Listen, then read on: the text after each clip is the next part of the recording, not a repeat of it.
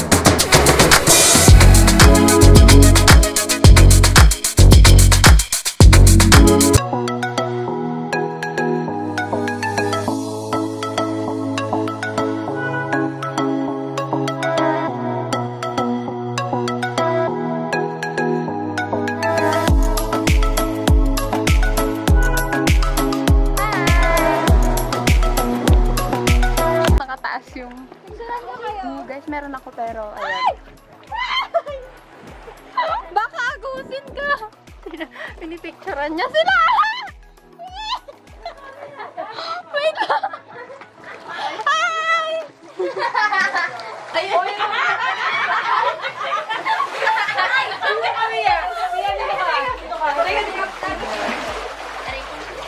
Ba't yung dalawa parang OP? Parang na-OP sila. Grabe kayo sa amin ah. Parang yung iwanan nyo sa likod ah. Go!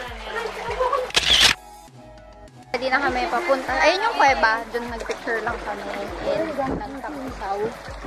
Yung level yun. Nasa gitna ng bangka. Nasa ng And papunta na kami sa kabilang island para mag-picture ulit at mag-swimming. Diyak, may slippers ka doon? So guys, dito lang kami sa may bato-bato. Sa lilim. Ayan. Doon sobrang init, nandun sila, nagsiswimming sila doon. So kami dito lang kasi, ayan, may tan line na ako.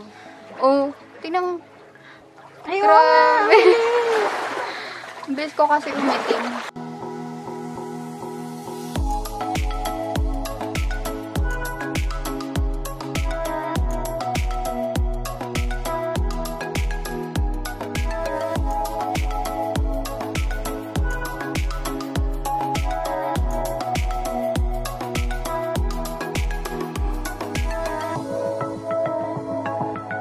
Guys, nandito na kami sa Capones Island, yung second island na pupuntahan namin. Nag-picture na kami sa mga batuhan.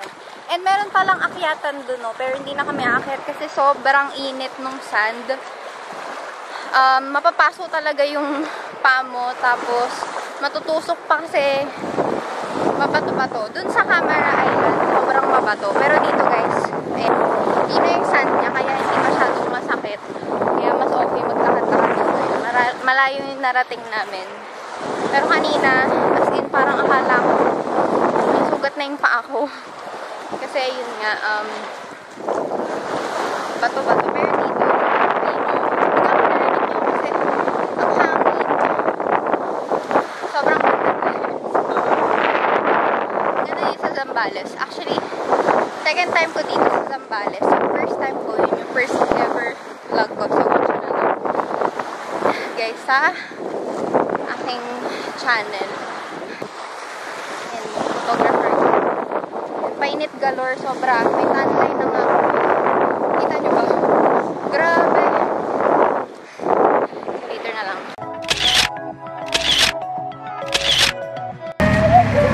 Ngayon guys, papunta na kami dun sa pagka-campingan namin. Alis na kami sa Capones.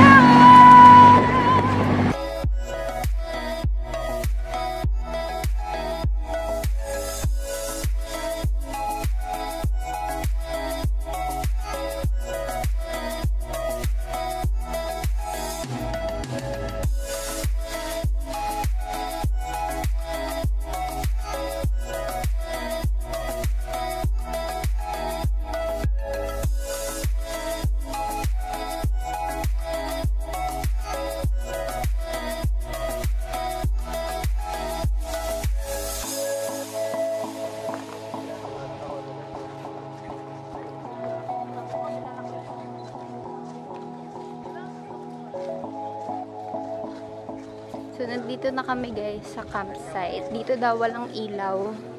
So, literal na tent lang. And then doon, yung merong ilaw.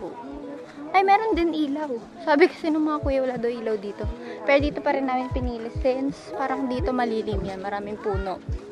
Doon kasi, kailangan mo pa ng shade. Yung mga kubo-kubo is 2.5.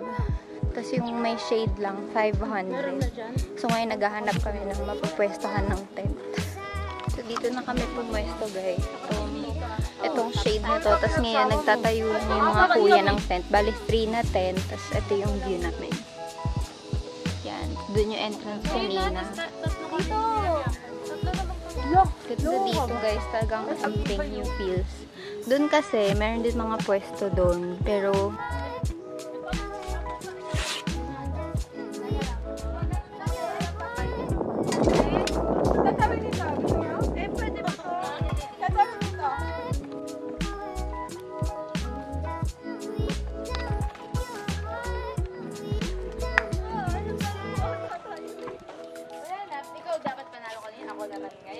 ikaw na susunod. Ate, sige na. Ayun na to.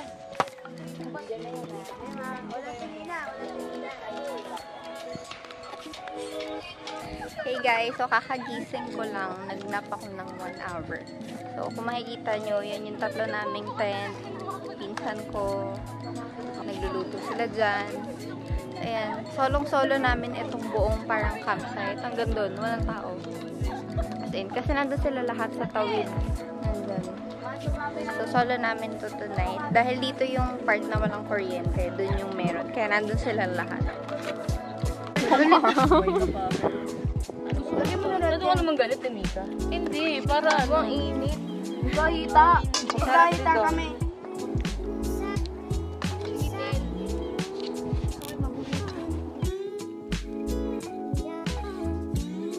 May mga dumabo, mga twice lang siguro. Ganon. Oy, ko! Oy, ko! Oy, oy, oy! Hi!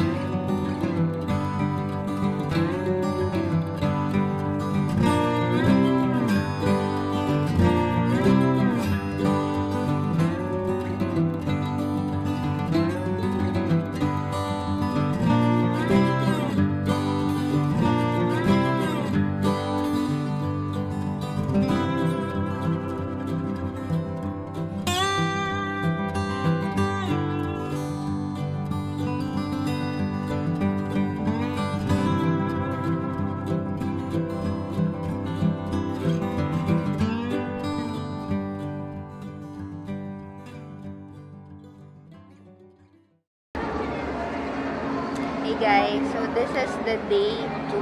Nandito na kami ngayon sa Shell of Asia. And nagpapatay lang kami ng oras kasi coding.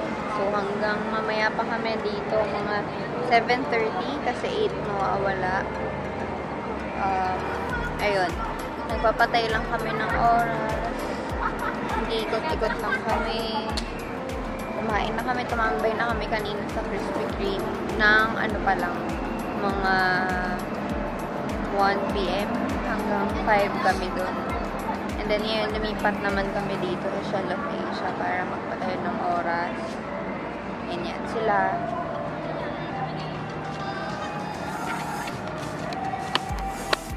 Gago sa tuhod niyan. Ginagawa niyo.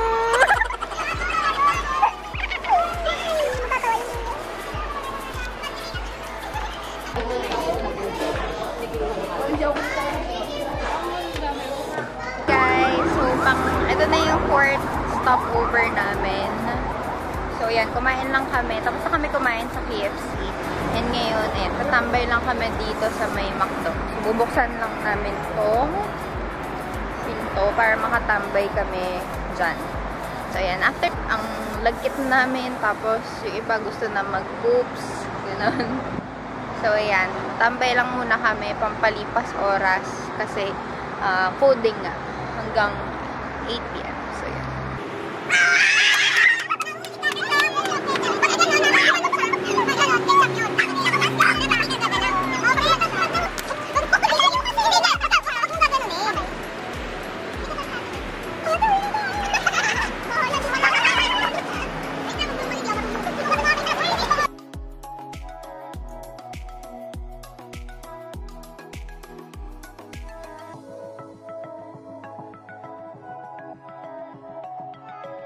I will still be holding you like this. All those fairy tales are full of shit. One more fucking love song I'll be singing. Now I'm out of pay for. You forgot yesterday. Gave him my love to borrow, but you just gave it away. You can't expect me to be fine. I don't expect you to care.